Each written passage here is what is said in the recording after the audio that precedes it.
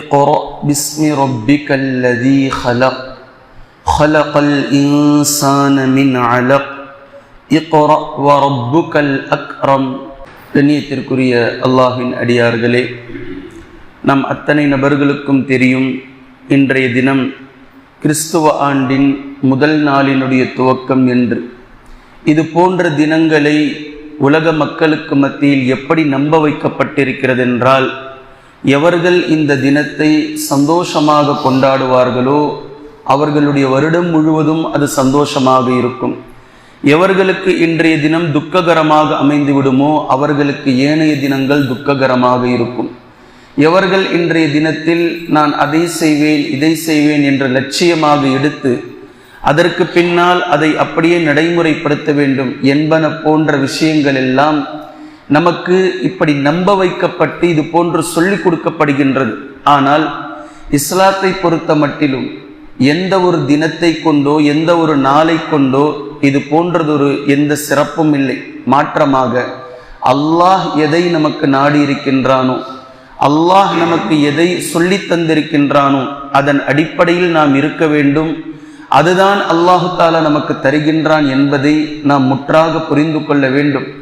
அதே நேரத்தில் துவக்கம் என்று இஸ்லாத்தில் பலதரப்பட்ட துவக்கங்கள் இருக்கின்றது. உலகத்தில் பலதரப்பட்ட துவக்கங்களை கொண்டு வந்து காட்டி நம்முடைய மூளையை செலவை செய்கின்றார்கள்.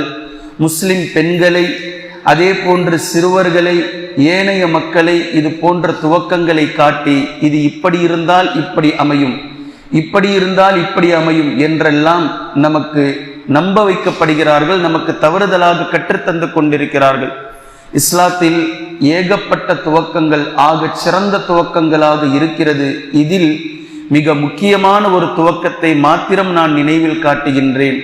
அல்லாஹு தாலா முதலாக அல்லாஹ்வின் தூதர் ஸல்லல்லாஹு அலைஹி வஸல்லம் அவர்களை நபியாக ஆக்கக்கூடிய அந்த தருணத்தை குர்ஆன் வஹீனுடைய முதல் துவக்கமாக கொண்டு வருகின்றது. இந்த முதல் துவக்கத்தில் அல்லாஹு தாலா 5 வசனங்களை கொண்டு பேசுகின்றான். இந்த 5 வசனங்களும் அல்லாஹ்வை பற்றி, அல்லாஹ்வை நாம் யாராக எடுத்துக்கொள்ள வேண்டும், அல்லாஹ்வை நாம் எப்படி பார்க்க வேண்டும் என்பதை பற்றிய மிக சுருக்கமாக வட்டுருக்கமாக சில விஷயங்களை அல்லாஹு தாலா பேசி காட்டுகின்றான்.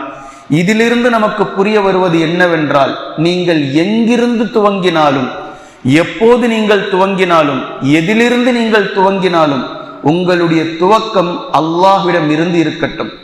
அல்லாஹ்விடம் இருந்து உங்களுடைய துவக்கம் இருந்தால் இன்ஷா அல்லாஹ் உங்களுடைய முடிவும் அல்லாஹ்வின் பக்கம் இருக்கும்.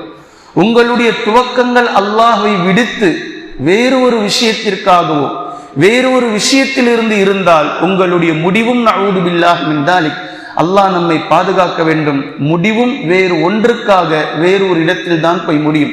இப்போ அல்லாஹ் இங்கு பேசி காட்டுகின்றான், இக்ரா பிஸ்மி ரப்பிக்கல்லதீ ஹலக். இந்த இடத்தில் 2 பண்புகளை அல்லாஹு தஆலா கொண்டு வந்து விட்டான். ஒன்று ரப், இக்ரா பிஸ்மி ரப்பிக்க, நபியே உம்முடைய ரப்புடைய பெயரை கொண்டு நீங்கள் ஓதுவீராக. ரப் என்ற இந்த வார்த்தை, அல்லாஹ்வை முதலில் நீங்கள் ரப்பாக எடுத்துக்கொள்ளுங்கள். அவன் நம்மை கண்காணிப்பவன், அவன் நம்மை பார்ப்பவன், அவன்தான் நம்முடைய வாழ்வாதாரத்திற்கு பொறுப்பு. அவன் நாடாமல் எதுவும் நமக்கு கிடைக்கவில்லை, அவன் நாடாமல் எதுவும் நமக்கு தடைப்படவில்லை என்பதை முதலில் உறுதியாக நீங்கள் நம்புங்கள். இந்த உலகத்தை அவன் வீணாக படைக்கவில்லை. இது முடிந்ததற்கு பின்னால் மீண்டும் அவன் நம்மை எழுப்புவான், அவனுடைய சன்னிதானத்தில் நிறுத்துவான். நம்மை இந்த உலகில் நாம் வாழ்ந்ததை பற்றி கேள்விகளை கேட்பான், அதற்கு சொர்க்கம் நரகம் என்று பிரித்து அறிவிப்பான் என்பன போன்ற ஒட்டுமொத்தமும் ரப் என்ற இந்த வார்த்தையில் வந்துவிட்டது. இரண்டாவது அல்லதீ ஹலக், அந்த ரப்பு தான் உங்களை படைத்தான், உங்களை அவன்தான் படைத்திருக்கிறான். உங்களுடைய படைப்பு என்பதுதான் உங்களுடைய துவக்கம், உங்களுடைய முதன்மை. அதை யார் செய்தது அவனை நீங்கள் நினைத்து பாருங்கள்.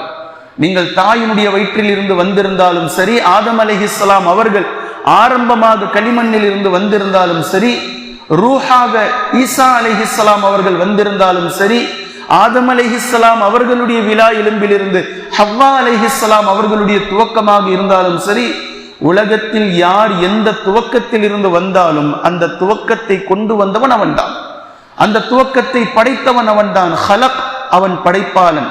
பின்பு ஹலகல் இன்சான மின் அலக், அவன் உங்களை அட்டை பூச்சி போன்றதொரு விஷயத்திலிருந்து அவன் உங்களை படைத்தான். தாயினுடைய கருவறையில் ஒரு சிறிய விந்து துளி சென்று அது வளர்ந்ததற்கு பின்னால் தொப்புள் குடியை பிடித்து கொண்டு தொங்கலாக ஒரு அட்டை பூச்சி எப்படி இரத்தத்தை உரியும் போது உடலை பிடித்து கொண்டு தொங்கிக் கொண்டு இருக்குமோ, இதே போன்ற ஒரு தொங்கலாக இந்த அடிப்படையில் உங்களை அவன் வளர்த்தெடுத்தான். இப்படித்தான் அவன் படைத்தான்.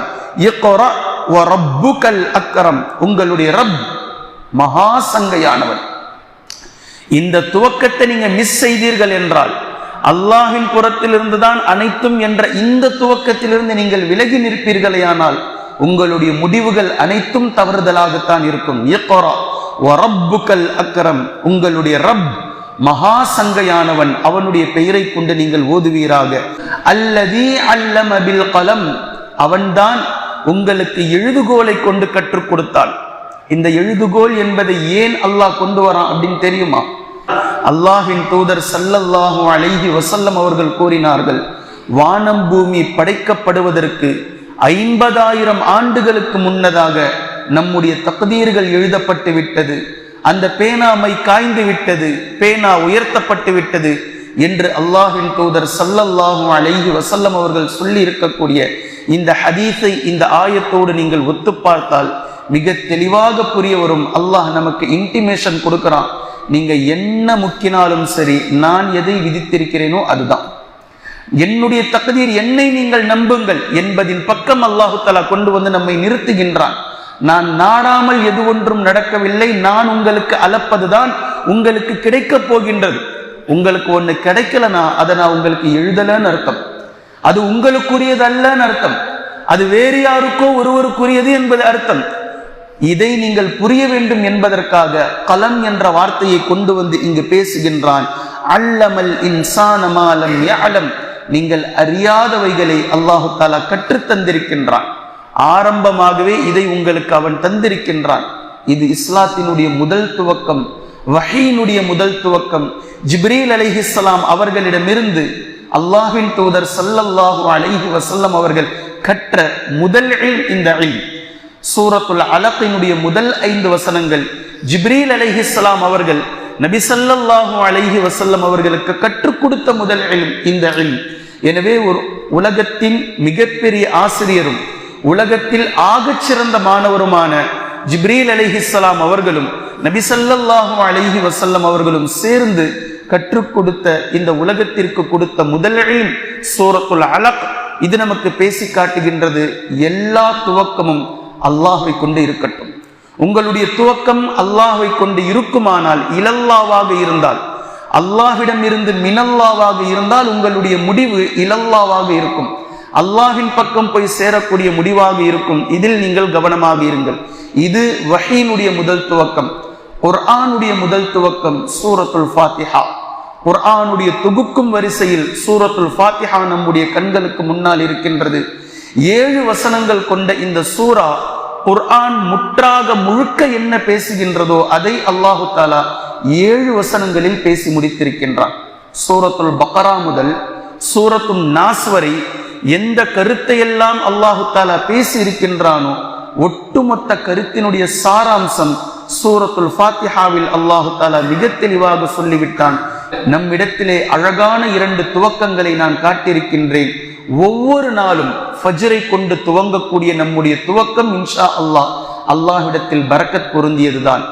எனவே கண்ணியத்திற்குரிய அல்லாஹ்வின் அடியார்களே, மூளைச்சலவை செய்யப்பட்ட இந்த நாள் சிறந்ததாக இருந்தால் உங்களுக்கு அது சிறந்ததாக இருக்கும். வருடத்தின் முதல் நாள் என்றெல்லாம் உங்களிடத்தில் கொண்டு வந்து காட்டியது கிறிஸ்துவ கலாச்சாரத்தை உங்களிடத்தில் திணிப்பதற்காக, நுழைப்பதற்காகவே தவிர வேறு எதற்காகவும் இல்லை. நமக்கான துவக்கம் குர்ஆனில் இருக்கின்றது, நமக்கான துவக்கம் அல்லாஹ்விடம் இருந்து துவங்குகின்றது, நமக்கான துவக்கம் அல்லாஹ்விடம் இருந்து துவங்கினால்தான் நமக்கான முடிவும் அல்லாஹ்வின் பக்கம் சென்று முடியும் என்பதை ஆழமாக மனதில் வைத்துக் கொள்ளுங்கள். அல்லாஹு தஆலா நம்முடைய துவக்கத்தை முஸ்லிமில் இருந்துதான் துவக்கி இருக்கின்றான்.